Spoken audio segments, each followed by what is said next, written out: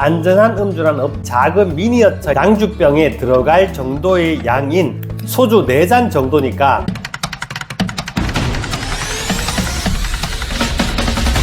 저는 주로 아파트 관련 정보를 제공해 드리고 있지만 아파트 관련 정보만큼이나 중요한 건강 정보 하나 말씀드릴까 합니다. 최근 보고서에 따르면 알코올 섭취는 최소 7가지 유형의 암 위험을 증가시키며 주당 9잔 이상의 음주를 할 경우 100명 중 1명이 사망할 가능성이 있다고 합니다. 여기서 말하는 한 잔은 순수 알코올 14g에 해당하며 맥주로 환산하면 캔 한 개인 330ml보다 조금 많은 355ml 양이고요. 포도주는 종이컵 한 컵이 조금 안 되는 148ml입니다.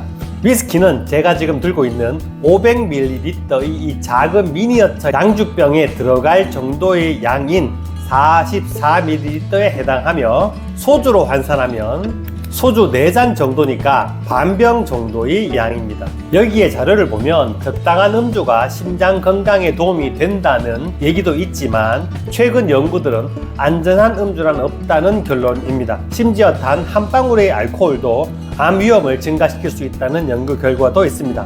미국의 식이 지침을 보면 남성은 하루 2잔 정도, 여성은 하루 1잔 이하로 권장하고 있지만 권장량을 초과할 경우 위험이 더욱 높아집니다. 알코올이 체내에서 분해되면서 생성되는 아세트알데하이드라는 독성 부산물질 때문인데요. 아세트알데하이드는 다시 간에서 아세테이트라는 물질로 분해되어 사라지게 되는데 그 중간 과정인 아세트알데하이드라는 물질은 매우 위독하여 간, 췌장, 뇌 등 신체 여러 부위뿐 아니라 DNA 자체를 손상시킬 수 있습니다. 아세트알데하이드를 검색해 보면 섭취 시 위장에 자극을 주고 구역질, 구토, 설사를 일으킬 수 있고 삼킬 경우 해롭다, 흡입 시 기도에 자극을 줄 수 있으며 고농도에는 마취 효과가 있을 수 있다, 노출될 경우 중추신경 억제 효과가 있을 수 있다, 증기는 어지러움 또는 질식을 일으킬 수 있으며 폐수종이 있을 수 있다, 다량을 흡입할 경우 호흡불량,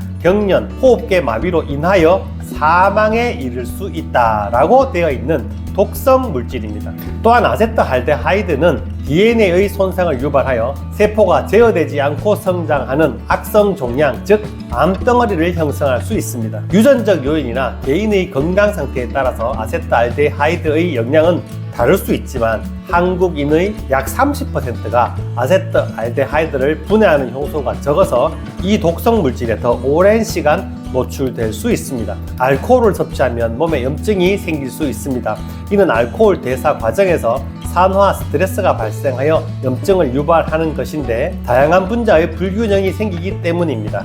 알코올은 장내 미생물 군집을 교란시키고 이로 인해 유해한 박테리아가 과도하게 증식할 수 있습니다. 장세포가 손상되면 병원균이 혈류로 퍼져 염증을 유발하는 면역 반응을 초래할 수 있고 시간이 지나면 이러한 염증은 조직 변화를 일으켜 암과 같은 건강 문제의 위험성을 증가시킬 수 있습니다. 또한 알코올 섭취는 일반적으로 알코올이 직접 접촉하는 신체 부위, 즉 혀나 식도, 위의 암을 유발시키지만 유방암은 예외입니다. 연구에 따르면 알코올은 신체의 에스트로겐 대사 방식에 영향을 미쳐 호르몬 수치를 높일 수 있습니다. 이는 에스트로겐 관련 유방암의 위험성을 증가시킨다고 합니다. 마지막으로 술에 취한 상태에서의 사고와 부상에도 직접적인 영향을 미칩니다. 2020년부터 21년 동안 미국에서 기록된 알코올 관련 사망자의 30% 이상이 사고와 부상으로 인한 것이었습니다. 과거에는 적당한 음주가 심장 건강을 개선한다고 여겨졌으나